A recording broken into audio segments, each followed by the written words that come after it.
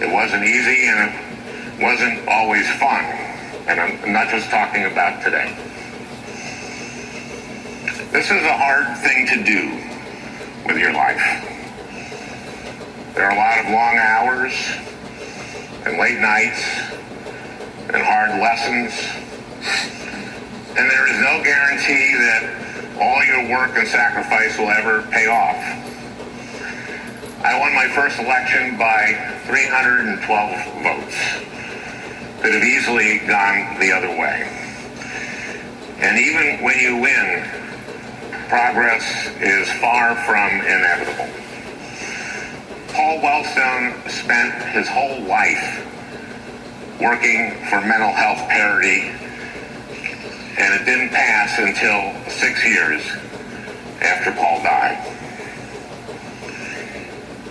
This year, a lot of people who didn't grow up imagining that they'd ever get involved in politics have done just that. They've gone to their first protest march or made their first call to a member of Congress, or maybe even taken the leap and put their names on a ballot for the first time. It can be such a rush to look around, full of people ready to fight alongside you, to feel that energy, to imagine that better things are possible. But you too will experience setbacks and defeats and disappointments. There will be days when you will wonder whether it's worth it. What I want you to know is that even today, even on the worst day of my political life, I feel like it's all been worth it. Politics, Paul Wellstone told us, is about the improvement of people's lives. I know that the work I've been able to do has improved people's lives. I would do it all over again in a heartbeat. For a decade now, every time I would get tired or discouraged or frustrated, I would think about the people I was doing this for and would get me back up on my feet. I know the same will be true for everyone who decides to pursue a politics that is about improving people's lives. And I hope you know that I will be fighting alongside you every step of the way. With that, Mr. President, I yield the floor. With that, he yields the floor. So rock and roll, there we go. That was Al Franken. Well, I committed soap. Sorry, plugging the wrong thing into the wrong hole. Done that before. So let's see. Al Franken, maybe to you, if you're listening, if you don't know exactly who this guy is, this senator. Well, I can tell you, the Senator Al Franken, like you said, he got into it late in the game. And so I thought maybe we would look up what caused him to resign. Turn that down a little. There we go. Go up a little bit. A little more up. Oh, yeah, right there. Okay. Thought we might look up, let's see what else did Al Franken do that we may know, you may have possibly heard of. But, since all of this sexual misconduct has been going on, I thought we might break the old podcasting rules just for a minute and play a song, if it'll play.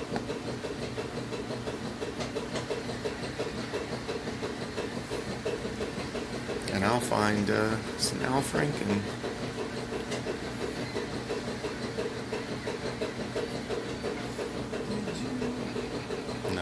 That's too low. That's okay. All we can do is go back. Turn that down. Alright, so let's say, if you don't know who Al Franken is, let's just type in Al space Franken. Oh, we are on to something. Let's just do Al Franken Wikipedia.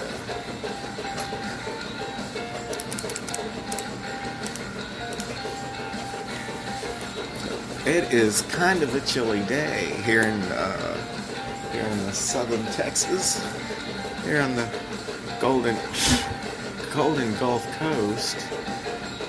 Let's see, Al Franken Wikipedia. Alan Stewart Franklin, born May 21st, 1951, is an American writer, comedian, actor, producer, and Democratic politician serving as the junior United States Senator from Minnesota since 2009. He became well known in the 1970s and 80s as a performer on the television comedy show Saturday Night Live. After decades as a comedic actor and writer, he became a prominent liberal political activist before running for a seat in the Senate. Franken was first elected to the United States Senate in 2008, defeating incumbent Republican Senator Norm Coleman by a razor-thin margin of 312 votes out of nearly 3 million cast. He was a popular Democratic senator and easily won re-election in 2014 over Republican challenger Mike McFadden. Franken is a member of the Minnesota Democratic Farmer Labor Party, DFL, an affiliate of the Democratic Party. Born in Manhattan, New York City, Franken moved to Minnesota when he was 4 with his writing partner Tom Davis. What? Okay, hold on. He didn't move to Minnesota when he was 4 with his writing partner. My bad. Born in Manhattan, New York City, Franken moved to Minnesota when he was 4. With his writing partner Tom Davis, with whom he had developed an interest in improvisational theater at college preparatory school and the Blake School, he was hired as a writer for SNL at its inception in 1975. He worked on the show as a writer and performer until 1980 and returned from 1985 to 1995 after leaving Saturday Night Live. He wrote and acted in movies and television shows. He also hosted a nationally syndicated political radio talk show, The Al Franken Show, and he wrote 7 books, 4 of which are political satires critical of conservative politics. Okay, here we go. In November and December 2017, 8 women accused Al Franken of incidents of misconduct involving women. More than 24 Democratic senators called on Franken to resign. On December 7th, 2017, Franken announced in an address before the Senate that he would resign from the Senate in the coming weeks. So there you go. That's a little bit more about Al Franken. And then let's do this.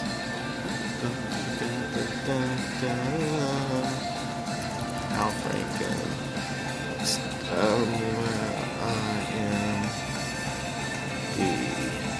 IMDb. It's IMDb. Let's see what they say. What's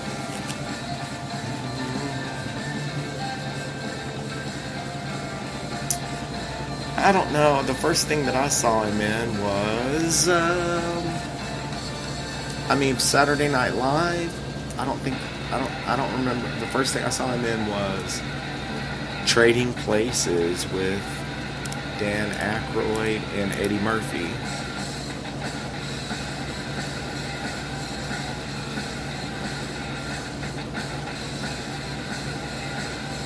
Let's just say his filmography, let's say as an actor. Saturday Night Live, Clerks, the TV series. Wait, let's go to the beginning. Let's look at the beginning first. Oh, I don't know how to go page down, go down.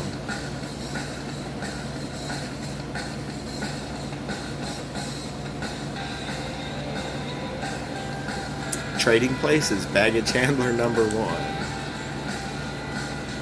He was Ray Parker Jr. on Ghostbusters. Cameo appearance. Okay. It's in a TV movie. One More Saturday Night. Superman 50th Anniversary. Anyway, I don't know. Dr. Katz. Late Lines. SNL. Anyway, the man had a whole life before he started his life in acting.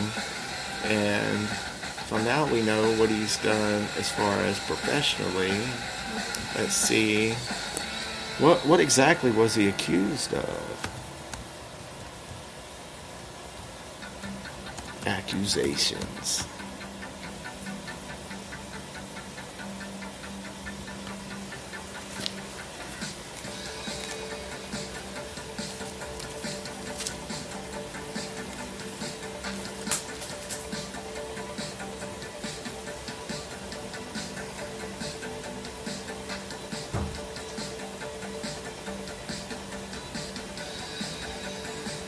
Okay. Senator Al Franken's accusers and the accusations they made. This ABC News.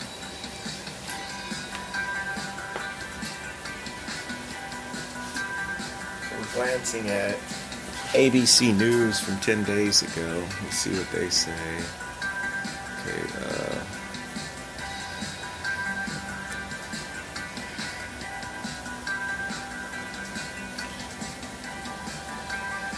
8 women have spoken out publicly detailing different alleged incidents when Senator Al Franken groped or tried to kiss them. Look, man, I keep getting these down pop-ups everywhere. Pop it down. Pop them pop-ups down. Only one of the 8 accusers, whose allegations are detailed below, points to an alleged incident while he was serving as a senator. As of early Wednesday afternoon, more than a dozen senators, including at least 8 female senators, have called for him to resign. This is from 10 days ago. And his office said that he will make an announcement tomorrow. The first woman to come forward with allegations of impropriety.